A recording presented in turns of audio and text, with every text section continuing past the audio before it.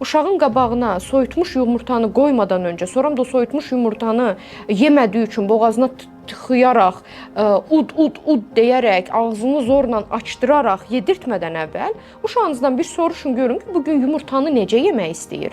Yaxud bugün yumurta yemək istəyir, yoxsa pankek yemək istəyir?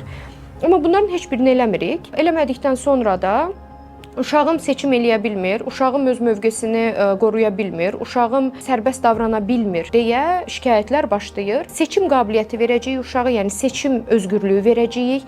Uşağı tənqid etməyəcəyik hər hansı bir davranışına görə. Valideynin borcu, valideynin görəvi uşaqları bütün problemlərdən qorumaq, bütün səhv hərəkətlərinin qarşısını almaq, bütün təhlükələrdən qorumaq deyil.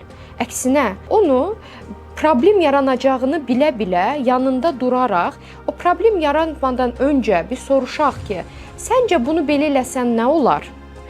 Və səhv seçimi eləsə belə övladı, tamam, məncə nəticələr bu olacaqdı, amma istəyirsən bir edək görəyi görsün, o uşaq o problemi yaşasın, o hüsranı, emosional hüsranı yaşasın. O emosional hüsran əsnasında sən də bir valideyn olaraq yanında dur, onun o böhranından çıxmasına icazə ver.